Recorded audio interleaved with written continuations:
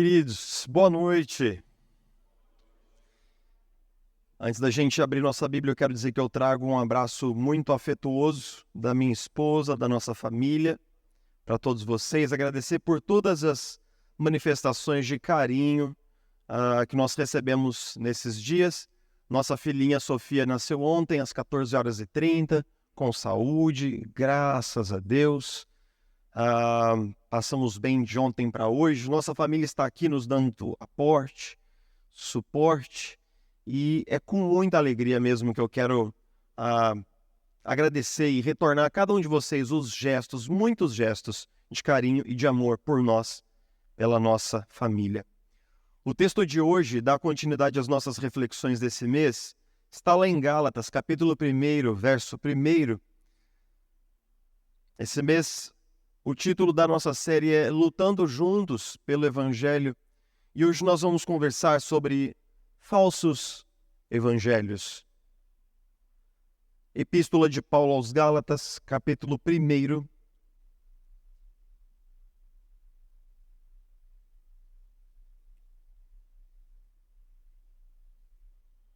Verso 1.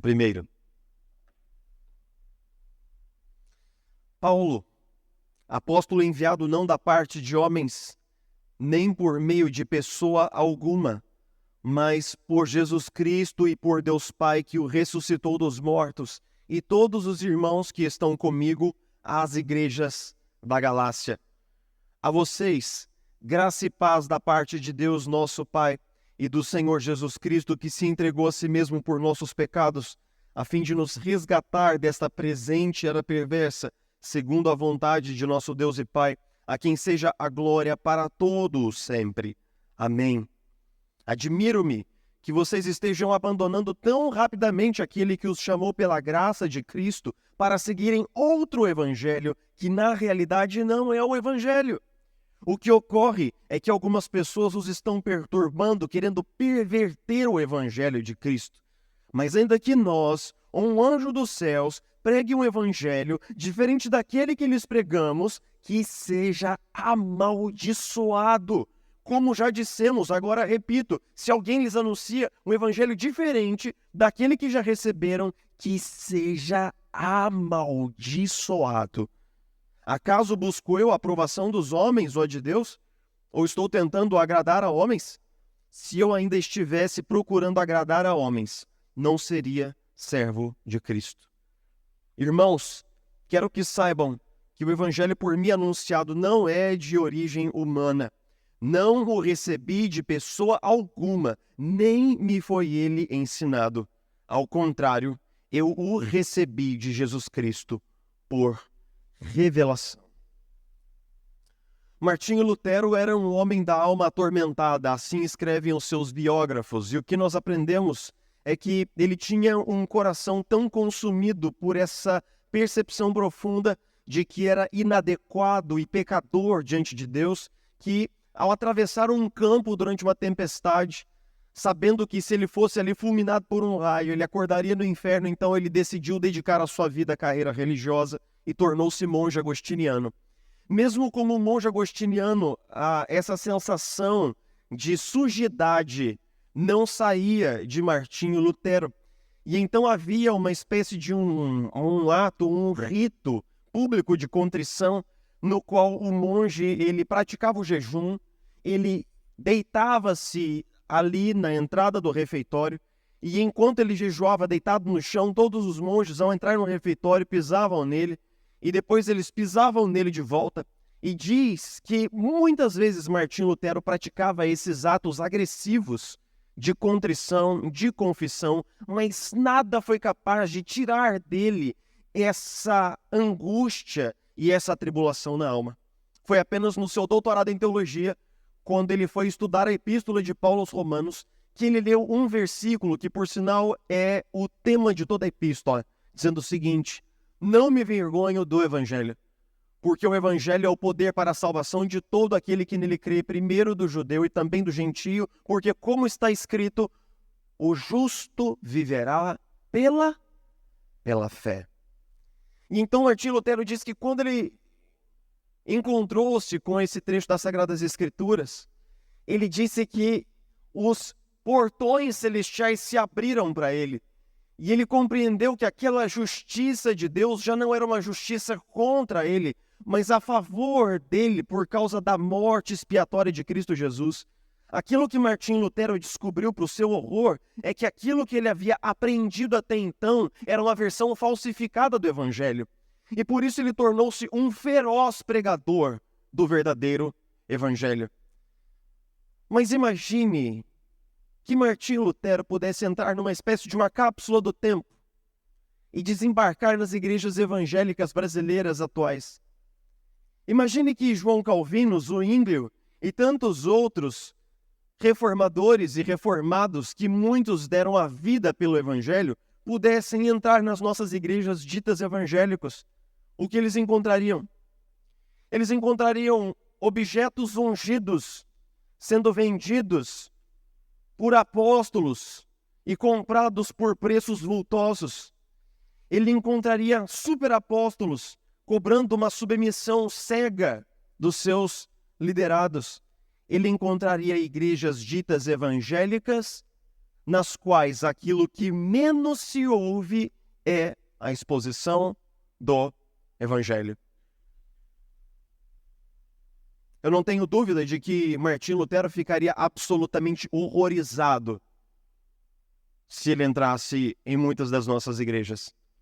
Assim como Paulo também ficou horrorizado quando soube, 2 anos depois de ter plantado essa igreja na Galácia, que essa igreja estava se desviando do Evangelho. Essa é uma igreja plantada por Paulo. A Galácia não é uma cidade, ela é uma região como o Vale do Paraíba. E nós temos nessa região uma cultura predominantemente grega. Então nós temos surgindo na Galácia uma igreja que é composta de judeus que entenderam que Jesus é o Messias e também de gentios, ou seja, não judeus. Gente que veio do politeísmo, gente que veio do paganismo, mas que converteu-se também a Jesus Cristo. E essas pessoas estavam juntas agora na igreja.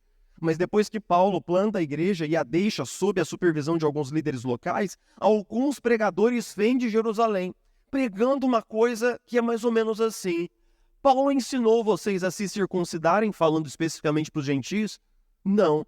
Eu falo assim, mas vocês precisam se circuncidar. Paulo ensinou vocês a guardarem o sábado? Não, mas vocês precisam. Paulo ensinou vocês a não comerem isso ou aquilo, uma dieta tipicamente judaica? Não. Então, isso acontece porque Paulo é um falso apóstolo.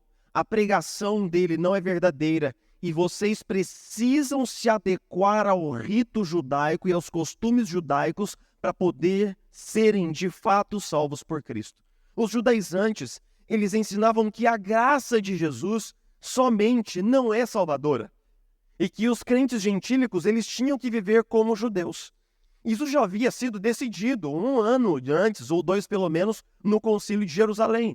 Nós sabemos disso por causa de Atos 15, quando a igreja se reuniu sabendo das numerosas conversões que estavam acontecendo em Antioquia. E lá os apóstolos, todos em uníssono, disseram o seguinte: nós não imputamos aos gentios absolutamente nada, senão que eles vivam debaixo do temor de Deus, que eles se abstenham da prostituição, que eles não comam carne sacrificada aos ídolos e que eles se lembrem dos pobres.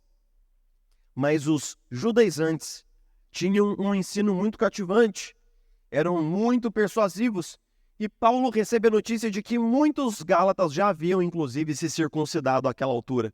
Eles haviam recebido e crido nesse novo evangelho. Não é de se admirar, portanto, que tendo plantado essa igreja, Paulo escreva uma epístola notoriamente dura, profunda teologicamente e combativa no melhor sentido da palavra. Nesse trecho que nós lemos, que introduz a epístola, Paulo faz uma brevíssima saudação aos seus ouvintes, sendo muito mais breve do que em outras epístolas mais afetuosas, como aos Filipenses, por exemplo. E nós logo notamos que a palavra evangelho se repete 6 vezes nesse trecho aqui, dizendo que esse é o foco principal dessa epístola e que esse é o foco principal da abertura. Paulo diz o seguinte, que os gálatas estavam abandonando muito rapidamente o evangelho. A palavra aqui no grego significa desertar, é uma palavra que tem um sentido um pouco militar, de abandonar fileiras no meio da batalha. E então Paulo diz o seguinte: vocês estão seguindo um outro evangelho. A palavra outro aqui é uma palavrinha que você vai reconhecer nos ouvidos, que é a palavra héteros, que significa um segundo que é totalmente diferente do primeiro. Então Paulo usa um jogo de palavras para dizer que eles estavam crendo em alguma coisa que parecia-se com o evangelho, mas que não era em absolutamente nada o evangelho. A partir do versículo 7, ele aborda o problema dos falsos mestres e ele diz que algumas pessoas estão perturbando os Gálatas. A palavra aqui significa angustiando. Eles estão atormentando, eles estão tirando a paz dos Gálatas e eles estão pervertendo o evangelho. A palavra perverter aqui, uma palavrinha muito curiosa, metastrefo, significa mudar completamente alguma coisa. É quando você pega um objeto e você o transmuta de tal maneira que, ao final desse processo, ele não é em absolutamente nada parecido com aquilo que ele era antes. Então, Paulo está dizendo, basicamente, que esses falsos mestres estavam ensinando um falso evangelho, persuadindo os Gálatas, mas a afirmação mais grave está no versículo 6. Porque, como comenta James Boyce sobre esse texto, ele diz o seguinte: a afirmação de Paulo no versículo 6 não é de que os Gálatas eles estavam abandonando uma ideia, de que eles estavam abandonando um movimento, uma igreja, uma denominação. Ele diz assim: eu muito me admiro que vocês estejam abandonando aquele que os chamou para a salvação pela graça. E quem é que chamou os Gálatas para a salvação pela graça? Se você conecta com os versículos anteriores, nos versículos 1, 3 e 4, aonde o trecho sempre é Jesus Cristo e Deus Pai e Jesus Cristo, você vai descobrir que aquele que chama os Gálatas à salvação em Jesus Cristo é o próprio Deus Pai. E que ao abandonar o Evangelho, essas pessoas estavam abandonando a Deus. Essa é uma declaração muito dura. E essa é uma epístola pesada. Essa é uma epístola absolutamente pesada, porque Paulo escreve para uma igreja que estava tendo a sua fé estraçalhada, modificada, pervertida pelos ensinos de falsos mestres. Han van Meegeren era um holandês e um pintor, um mestre da pintura. E ele ficou muito famoso. Ele nasceu em 1889 e ele se tornou um dos pintores holandeses mais famosos de todos os tempos, mas por um motivo absolutamente errado. Ele era um estudioso dos grandes mestres holandeses, entre eles Van Gogh, e ele começou a pintar falsificações de grandes pinturas famosas que enganaram todos os críticos, os historiadores e até mesmo museus famosos do seu tempo. Ele vendeu pinturas que eram falsificações, mas que eram tão precisas, tão absolutamente idênticas às originais, que ele chegou a ganhar uma boa grana vendendo uma pintura para os nazistas. Ele teve que se retratar. Ele confessou as suas falsificações, mas ele já havia enganado absolutamente todos os especialistas do mundo a essa altura. E existe uma lógica semelhante entre a lógica de um falsificador e a de um falso mestre. Sabe por quê? Porque um falso mestre, para ele vender o seu peixe, para ele fazer passar o seu falso ensino, ele tem de se parecer com um verdadeiro mestre em absolutamente tudo. Na postura, na autoridade, nos trejeitos, no currículo, no histórico. Ou seja, quando Pedro diz o seguinte: no passado surgiram falsos profetas no meio do povo, como também surgirão entre vocês falsos mestres. Esses introduzirão secretamente heresias destruidoras, chegando a negar o soberano que os resgatou, trazendo sobre si mesmos repentina destruição. Muitos seguirão os caminhos vergonhosos desses homens. Os próprios apóstolos, eles olham para o futuro e, imbuídos de um discernimento espiritual concedido pelo Espírito Santo, eles sabem que os falsos mestres virão. E eles dizem: muitos seguirão os caminhos desses homens. Eles são chamados de hereges em 1 Timóteo. Eles são chamados de superapóstolos em 2 Coríntios. Eles são chamados de exploradores baratos em 2 Pedro. Mas, sobretudo, o que marca a vida desses homens é que eles pervertem, eles distorcem, mas muito sutilmente o evangelho. Se um falso mestre prega alguma coisa que é muito diferente do verdadeiro evangelho, nós logo o notamos. Imagina que você chega um dia na padaria no domingo, você paga o pão, dá uma nota de R$10 e o caixa te dá um troco de R$3. Aí você fala assim: ô, meu amigo, R$3 de troco? É lógico que essa nota é falsificada. Para que uma nota possa se passar de forma bem-sucedida, uma nota falsificada por uma nota verdadeira, ela tem de ser muito similar, ela tem de ser muito semelhante. Então pense como é que a estratégia de Deus e a estratégia do diabo são diferentes. Em Mateus capítulo 10, a Escritura diz, o próprio Senhor Jesus dizendo que é o seguinte: eu vos envio como ovelhas para o meio dos lobos. É assim que Deus trabalha. Deus envia uma ovelha para que ela possa dar testemunho no meio dos lobos. Mas como é que o diabo trabalha? Deus envia um lobo, o diabo envia um lobo para o meio das ovelhas. O mesmo Jesus diz: entrarão entre vocês lobos vorazes, atacando e esfacelando o rebanho. Mas como reconhecer um falso mestre? Como reconhecer quando alguém está ensinando a partir de uma falsa autoridade? Em primeiro lugar, quando esse mestre ele retira um elemento essencial do evangelho, ou em segundo lugar, quando ele adiciona algo ao evangelho, ou quando ele tira o evangelho do centro. Quando você retira um elemento do evangelho essencial, quando você tenta adicionar algo ao evangelho, ou quando você tira o evangelho do centro. Então, por exemplo, quando o evangelho da prosperidade diz que o nosso verdadeiro problema é a nossa conta bancária e que Jesus vem resolver, basicamente, o nosso fluxo financeiro, ele nega a doutrina do pecado, ele tira um elemento essencial do evangelho.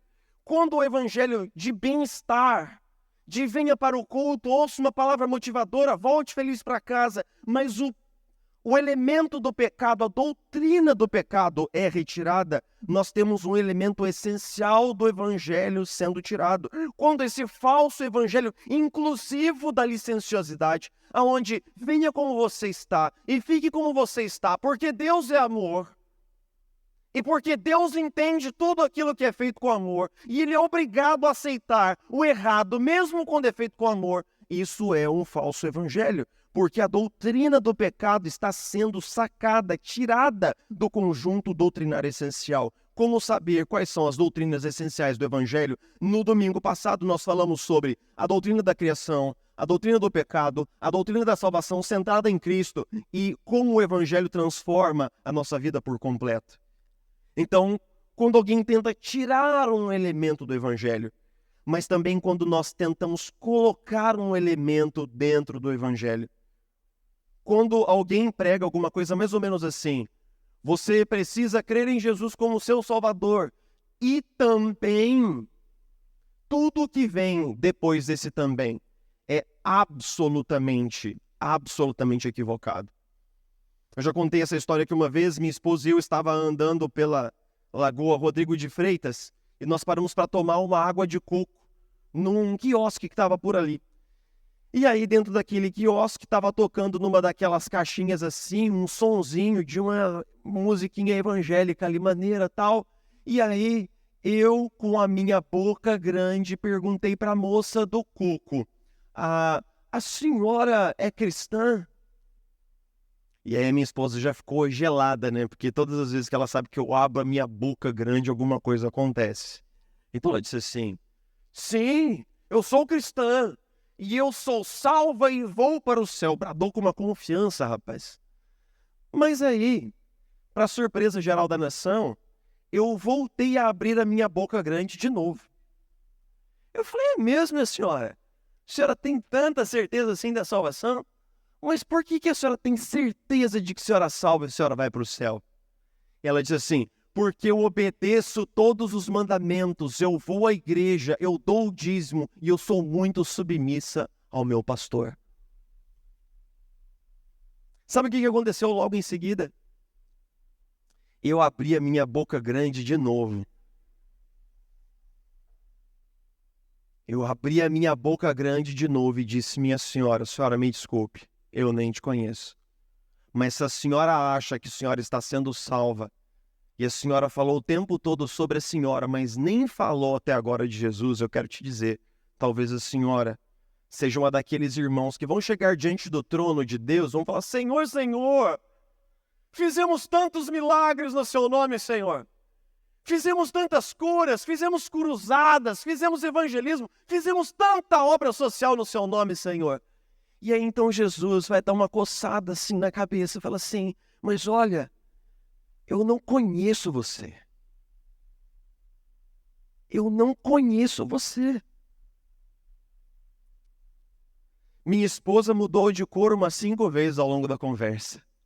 Ficou cor de abóbora, roxa, vermelha, verde, apertou minha mão, apertou minha coxa, apertou minhas costas, me deu beliscão na costela, né?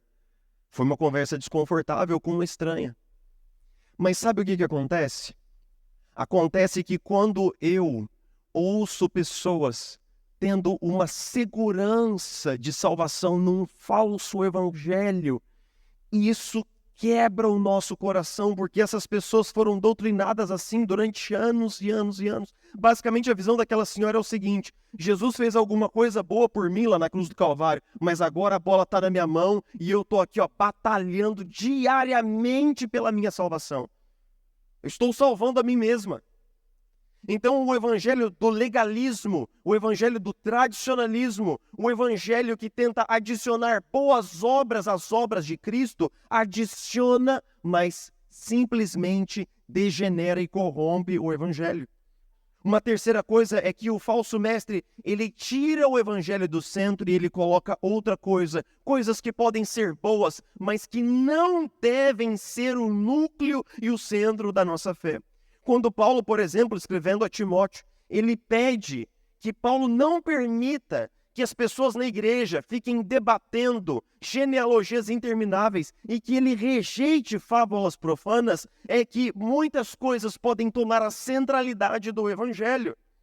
Quando nós tiramos o evangelho do centro e enfatizamos qualquer outra coisa por melhor que ela seja, nós podemos colocar a experiência cristã, a tradição da igreja, as disputas teológicas, programas e atividades, a ênfase no crescimento, ou mesmo a ênfase nos dons espirituais, pouco importa. Quando algo ocupa o lugar do evangelho, a centralidade do evangelho, nós somos pouco a pouco desviados da verdade. Nossos olhos são desviados da verdade. Existem tantas variações do falso evangelho atualmente. Então, como nós podemos recobrar o verdadeiro evangelho? Para encerrar, Paulo faz 3 movimentos para recobrar o verdadeiro evangelho nesse texto. São 3 coisas. A primeira coisa que ele faz é afirmar que esse evangelho que ele pregava não vinha de nenhuma autoridade humana. Ele diz o seguinte nos versículos 11 e 12. Meus irmãos, o evangelho por mim anunciado não é de origem humana. Eu não o recebi de ninguém. Eu o recebi de Jesus Cristo por revelação imediata e direta. Paulo argumenta nos versículos 11 e 12 contra a noção dos judaizantes de que eles vinham de Jerusalém e que eles traziam credenciais. Porque, veja bem, se chega alguém aqui na igreja e diz o seguinte, eu sou ministro presbiteriano, eu estudei no melhor seminário da denominação. Eu tenho um histórico assim, eu passei por trás igrejas.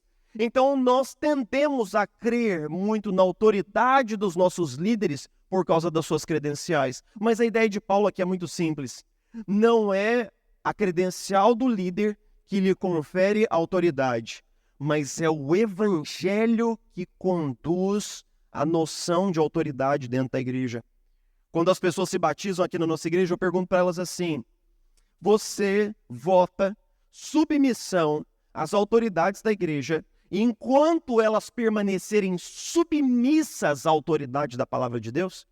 Na verdade, nenhum de vocês me deve submissão enquanto eu não estiver submetido à Escritura. A autoridade final da igreja é a própria palavra de Deus. A autoridade final da igreja é a própria Bíblia.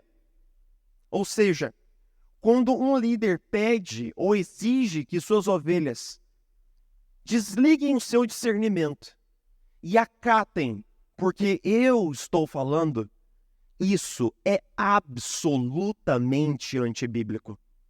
Os crentes de Bereia confirmavam tudo que os apóstolos pregavam com o conhecimento que eles tinham da palavra.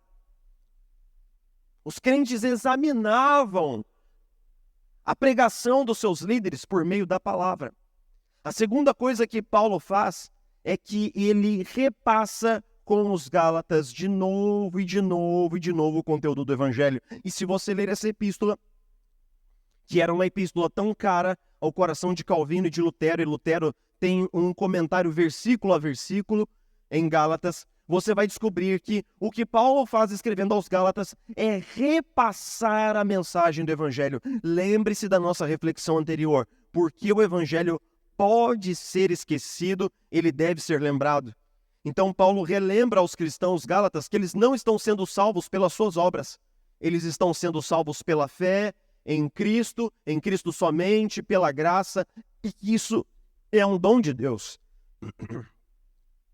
Por fim, ele mostra como esse evangelho deve moldar e transformar a vida dos Gálatas nos versículos 5 e 6.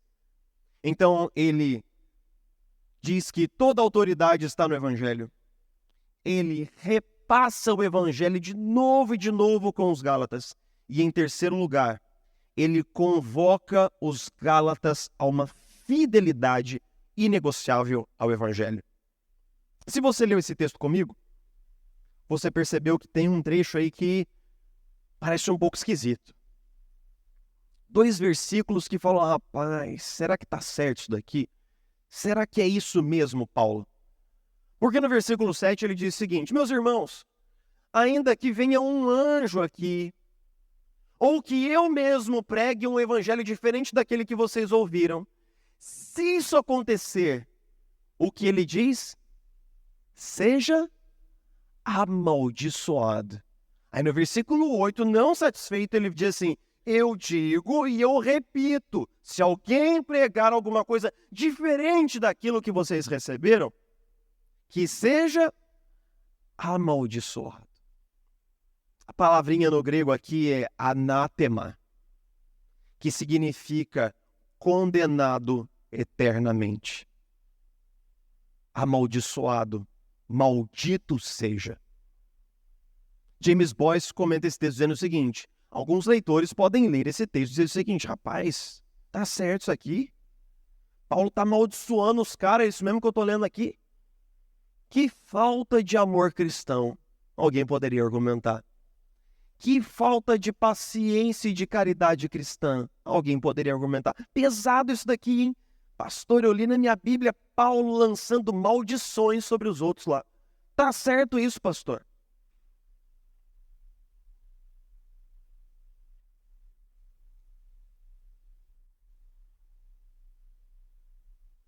Se isso daqui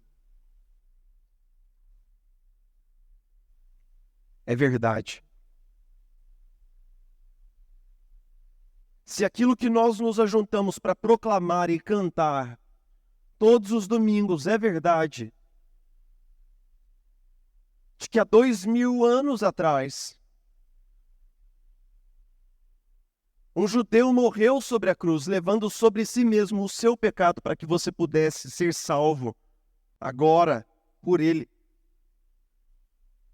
Então, quando alguém corrompe o evangelho, ele está tirando dos homens a única esperança de salvação que eles têm. O que um falso mestre faz não é meramente perverter algumas ideias da igreja. Não é corromper algumas doutrinas que nós temos. O falso mestre desvia as almas da verdade salvadora do evangelho. O que um mestre faz? O que um falso mestre faz? Ele condena os homens à perdição pelo seu falso ensino. Então, se você emparelhar o seu coração ao coração do apóstolo, você vai notar que não me admira que Paulo diz assim: esses homens estão amaldiçoando a vida das pessoas. E que eles sejam amaldiçoados então. Eles estão trazendo condenação e danação sobre os seus ouvintes. E que eles experimentem da condenação que lhes é devida. Sabe o que mais me admira, meus irmãos? É que Paulo tenha lutado pelo evangelho. Lutero tenha lutado pelo evangelho. E eu quero perguntar para você e para mim, para nós, para nossa geração de crentes. E nós? Nós temos lutado também pelo evangelho? Pelágio nasceu onde hoje é a região ali da Inglaterra. E ele passou boa parte da sua vida adulta em Roma. Era um teólogo, era um monge. E era uma pessoa muito persuasiva, muito inteligente. Quando os godos invadiram Roma em 410, ele fugiu para o norte da África e começou a pregar e ensinar no norte da África também. E ele tinha um ensino que logo o tornou famoso e conhecido. Mas o que é que Pelágio ensinava que o tornou tão famoso assim? Ele ensinava que Deus em Jesus Cristo nos dá da sua graça, mas que essa graça não é imediatamente salvadora. Ela, na verdade, capacita o indivíduo para que ele possa fazer boas obras. E enquanto ele faz boas obras, aí sim ele é salvo. Note, nessa apresentação do Evangelho tem graça, Jesus Cristo, tem cruz, tem boas obras, tem tudo. Mas um jogo sutil de palavras, uma mudança pequenina na articulação da doutrina, faz com que, na verdade, Deus seja o meu ajudador, enquanto eu estou construindo a minha salvação com base nas minhas boas obras de justiça. Isso é colocar a salvação nas mãos do homem. Quando um camarada leu isso no seu gabinete pastoral, ele disse assim: que é isso que eu estou lendo aqui? Que mentira! Mentira! Maldito seja este homem que escreveu essas palavras.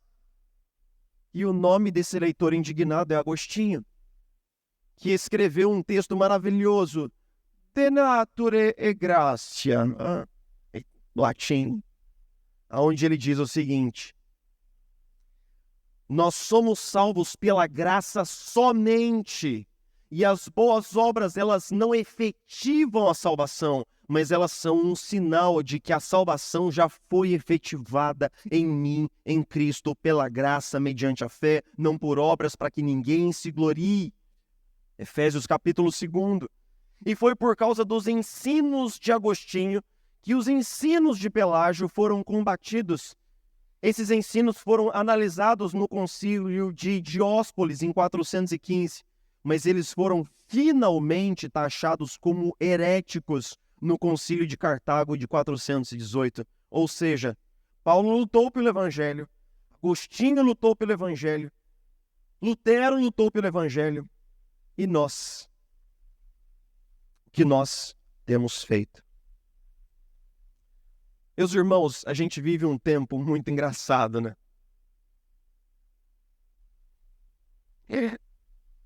Eu quero pedir sua licença para ter 5 minutos de polêmica aqui. E eu vou encerrar. Pode ser? Vamos dizer sim, porque se vocês dizem sim e dá errado, a gente divide aqui o prejuízo da operação por todos nós. Vocês me dão 5 minutos para ser polêmico, meus irmãos? Sim, legal. Ótimo, obrigado. Vou fazer bom uso. Se alguém passa pelo Instagram e vê um típico pregador de Instagram falando uma baboseira imensa sobre Jesus e sobre a salvação, a gente simplesmente segue o feed e a gente dá de ombro e diz assim: é uma pena. Não concordo. Mas se a mesma pessoa passa pelo feed e vê alguém falando mal do candidato político dela, ela entra, ela comenta, ela gesticula, ela escreve e ela monta um textão e posta nas redes sociais. Engraçado, né?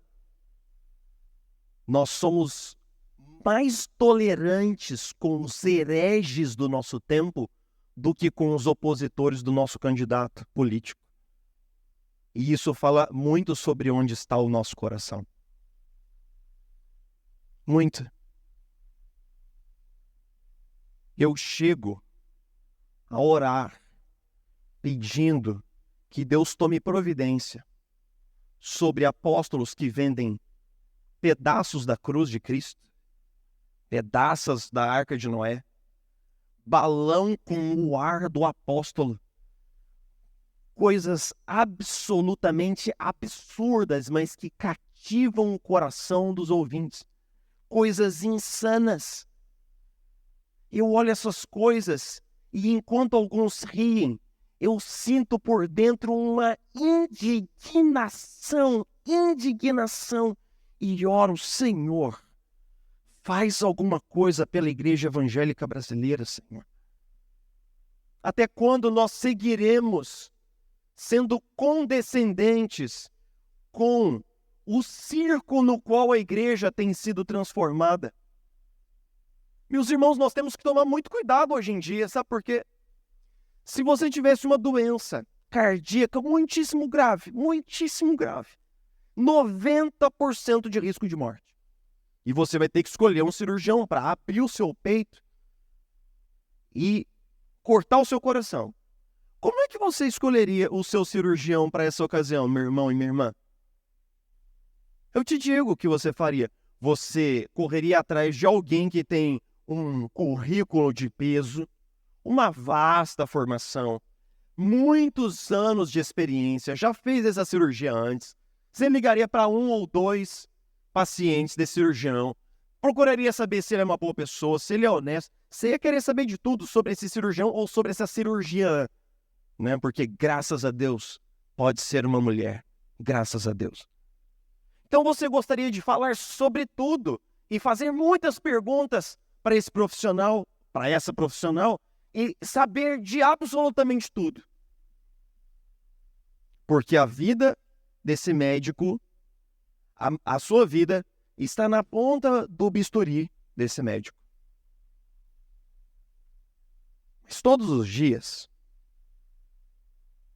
nós abrimos nossas redes sociais e nós seguimos pregadores e influencers digitais sobre os quais nós não conhecemos o currículo. Nós não conhecemos a vida. Nós não sabemos se eles vivem retamente diante de Deus. Nós não conhecemos absolutamente nada sobre essas pessoas, a não ser o número de seguidores que elas têm. E nós permitimos que eles nos ensinem ideias sobre Deus, sobre a Bíblia, sobre Jesus e sobre a eternidade. Meus irmãos, me desculpem. Quanta estupidez da nossa parte fazermos isso. Porque quando nós estamos dando ouvidos a mestres que nós não conhecemos, nós estamos arriscando muito mais do que aquilo que se arrisca numa mesa de cirurgia. Nós estamos arriscando a nossa alma e a nossa eternidade diante de Deus e não temos consciência disso. A minha vida está aqui aberta diante da comunidade, meus irmãos. Vocês já sabem quais são os meus pecados e vocês já sabem que eu sou imperfeito. Acabei de dizer que eu tenho uma boca grande aqui. Mas cuidado com os falsos mestres. Porque muitos ouvirão sentindo coceira no ouvido para ouvir coisas gostosas e deliciosas do tipo: Jesus te ama, vai ficar tudo bem, Deus é amor, você é o ponto fraco de Deus. Meus irmãos, os lobos vorazes já estão entre nós. E o apóstolo João disse que os anticristos já estão entre nós. Confiram o ensino dos mestres de vocês com a palavra de Deus. Eu digo isso sem nenhum medo de errar. Porque ainda que um dia você me corrija em amor, dizendo, ó pastor, o que o senhor ensinou no domingo, porque eu passei a semana inteira estudando a Bíblia. Eu li, reli, li comentários, e pastor, o que o senhor pregou no domingo não confere com a palavra de Deus. Eu vou ficar até satisfeito, porque você passou a semana inteira lendo a Bíblia. Glória a Deus por isso, que bênção. Que bênção, meu irmão. Você passou a semana inteira mergulhado na palavra. Que bênção. E se a correção vier do Senhor, eu vou acatá-la, porque a última autoridade aqui na nossa igreja não é a minha, não é do conselho, não é de ninguém. A última autoridade tem de ser a palavra de Deus. Meus irmãos, acautelai-vos, acautelai-vos, os lobos já estão entre nós. E não acredite que os lobos, eles rosnam, eles uivam e eles cheiram a lobo. Não, eles cheiram a ovelha. Eles falam como ovelha. E eles se parecem com ovelhas. Pastor, no final desse sermão, eu queria saber como é que eu posso reconhecer um falso mestre se eu o vir andando pela rua e se ele vier conversar comigo? Meu irmão, para você saber o que é a mentira, você tem que conhecer a verdade. Eu te pergunto, quanto conhecimento bíblico da palavra de Deus você tem para discernir, avaliar e até mesmo julgar aquilo que está sendo ensinado? Nós precisamos de um profundo retorno à palavra de Deus. E nós não vamos conseguir isso, Senhor, se não for pela sua absoluta misericórdia operando em nós. Senhor, a verdade é que o nosso coração se entristece. A verdade é que o nosso coração chora. Todas as vezes que homens e mulheres, sedentos de salvação e de redenção, têm seus corações e mentes estraçalhados por falsos mestres, exploradores, homens ímpios, homens de intenção impura, mas enfocados em construir um império para si mesmos e um projeto de poder, do que em servir o seu reino, o seu governo e a sua glória. Assim como os construtores de Babel, eles edificam torres para si mesmos, tentando tornar afamado o seu próprio nome. Mas ao trazer tanto o foco para si mesmos, Jesus vai sendo empurrado para a periferia cada vez mais. Senhor, nos perdoa pelo evangelicalismo de entretenimento e de licenciosidade do nosso país nesse momento. Nos perdoa pelo evangelicalismo de falta de compromisso, de consumismo do nosso tempo. Senhor, traz sobre nós, igreja brasileira, um profundo arrependimento. E que nós, todos na nossa igreja local, possamos ser persuadidos e convencidos pela palavra de Deus de que nós estamos lutando unânimes pela fé evangélica como nos ensina a tua palavra. Todos, pregadores, pessoas da diaconia, discipuladores, líderes de PG, cada membro da nossa igreja, nós estamos lutando juntos pelo evangelho, Senhor, dizendo com toda a voz, a plenos pulmões, não queremos nos calar, Senhor, dizendo, é mentira. Senhor, que a tua verdade tenha a sua hora ao sol da aurora do nosso tempo. Nós queremos fazer coro com o teu servo do profeta que disse, quero ter paz com todos, se possível. Mas desejo a verdade a qualquer custo. Homens e mulheres morreram, Senhor, para que o evangelho chegasse aqui até nós. mártires banharam a terra com o seu sangue inocente, para que o Evangelho, como uma semente florescida na morte desses homens e mulheres, pudesse chegar até nós. Homens deixaram de voltar para sua casa, para suas esposas e para os seus filhos, e se negaram a abandonar a confissão do Evangelho. E nós? Cabe a nós passar o bastão para a próxima geração. Senhor, nos leva daqui para os nossos lares com um profundo senso de responsabilidade. Nos lembra que nós estamos juntos nisso. Nos lembra que chegou a nossa hora e quando a hora é mais escura, é preciso que a luz irrompa, Senhor. Quando a hora é mais escura, é preciso que brilhe a luz do Evangelho. Senhor Jesus, mesmo, Senhor Jesus, nos dias mais difíceis, conserva um remanescente fiel a Ti, que não se afasta do Evangelho por absolutamente nada. Senhor, nos torna fiéis a Ti. Nós sabemos que o Senhor já vem, que o Senhor tem os pés postos na soleira do tempo.